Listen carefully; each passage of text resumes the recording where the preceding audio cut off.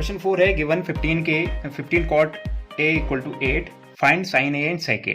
तो 15 कॉट ए की वैल्यू अगर 8 है तो कॉट ए की वैल्यू कितनी होगी, 15 इंटू में इधर जाके डिवाइड में चले जाएगा 8/15। तो क्लियरली कॉट ए की वैल्यू 8/15 है। सिंस कॉट ए की वैल्यू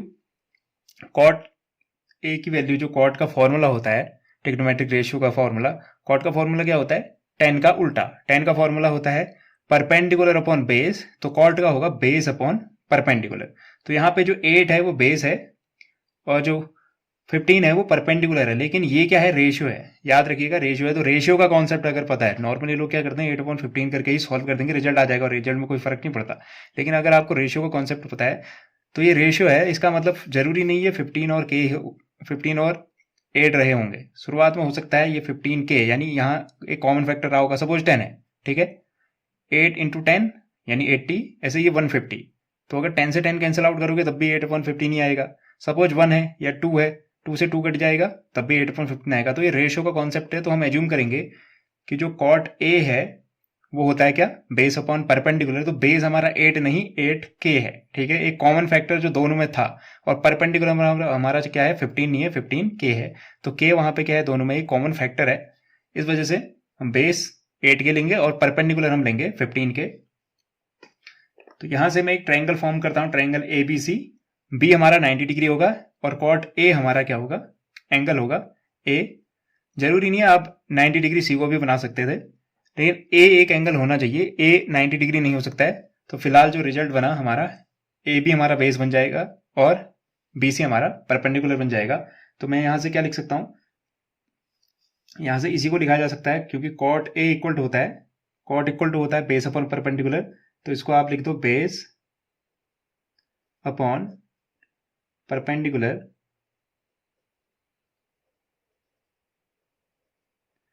तो बेस कितना है मेरा, ए बी, और परपेंडिकुलर कितना है मेरा, बी सी, ठीक है। तो ए बी की वैल्यू कितनी होगी 8K और बी सी की वैल्यू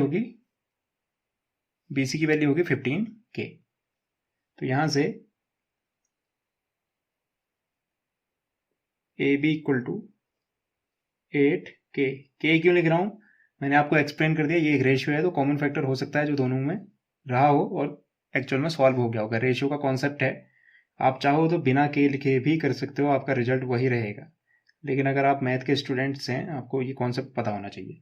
फिलहाल बी सी 15K और ए बी 8K हो गया।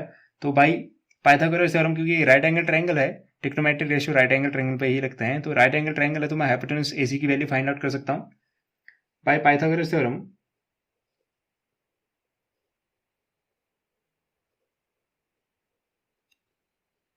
Bye Pythagoras theorem AC equal to क्या होगा, AC इक्वल टू होगा अंडर हाइपोटेनस का स्क्वायर। हाइपोटेनस इक्वल टू होता है क्या, अंडर बेस और हाइपोटेनस परपेंडिकुलर का स्क्वायर। तो या फिर परपेंडिकुलर अपॉन बेस का प्लस बेस का स्क्वायर, कुछ भी ले सकते हो आप, सीक्वेंस से कोई फर्क नहीं पड़ता। A B plus B C का स्क्वायर। ए बी की वैल्यू क्लियरली अभी हमने ली थी 8K, तो 8K का स्क्वायर प्लस बी सी हमारा 15K का स्क्वायर। आप बिना K की भी कर सकते हो, ये रिजल्ट हमें सेम ही मिलता है। तो यहाँ पे हो जाएगा रिजल्ट हमारा रूट के अंदर 8 का स्क्वायर 64, K का स्क्वायर K स्क्वायर, 15 का स्क्वायर 225 और K का square again K square. Add करने पे ये दोनों बन जाएंगे 8 और 5 9, 4 और 5 9 और 6 और 2 8, 289K स्क्वायर रूट के अंदर, ठीक है। तो रूट के बाहर K स्क्वायर बाहर आके K बन जाएगा, और 289 रूट होता है किसका, 17 का स्क्वायर होता है, तो ये बाहर आके बन जाएगा 17 और ये बन जाएगा K। यानी जो AC की वैल्यू आई मेरी आई वो 17K। अब मुझे क्या फाइंड आउट करना है, साइन ए और कॉस सेक ए, ठीक है। साइन ए का फॉर्मूला पता होना चाहिए, साइन का formula, sine A equal to होता है परपेंडिकुलर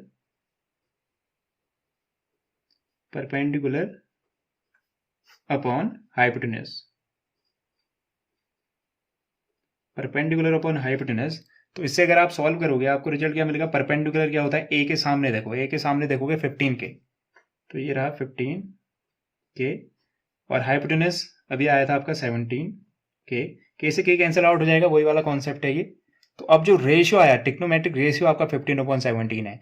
टिक्नोमेट्रिक वैल्यू परपेंडिकुलर 15 नहीं हो सकता, हो भी सकता है जब के की वैल्यू 1 हो, लेकिन परपेंडिकुलर होगा 15 के, ठीक है। ऐसे हाइपोटेनस होगा 17 के, लेकिन नॉर्मली जनरली लोग क्या करते हैं 15 और 17 ले लेते हैं के की वैल्यू, क्योंकि नॉर्मली लास्ट में कैंसिल आउट ही हो जाती है। तो यहाँ पे जो रिजल्ट बना वो मेरा कितना बना, 15/17। ऐसे मुझे फाइंड आउट करना है सेक। टिक्नोमेट्रिक सॉल्व करने के लिए आपको फॉर्मूले पता होना कंपलसरी है, ठीक है।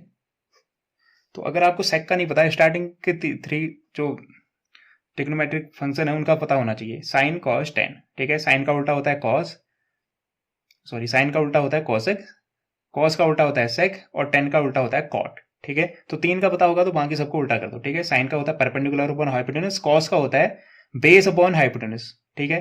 किसका होता है वो, कॉस का होता है। तो सेक क्या होता है, कॉस का उल्टा होता है। तो वो कॉस, वो क्या होता है, बेस अपॉन हाइपोटेनस, तो ये क्या होगा, हाइपोटेनस अपॉन बेस। तो इसका फॉर्मूला होगा हाइपोटेनस अपॉन बेस। तो इसके केस में ए से देखो, हाइपोटेनस तो सबके लिए सेम ही होता है, ए सी, ठीक है। और बेस उसके साथ जो लगी हुई साइड होती है परपेंडिकुलर के साथ, परपेंडिकुलर ये है, ए के सामने देखोगे 15, बी सी परपेंडिकुलर, तो ए भी क्या हो गया, बेस हो गया।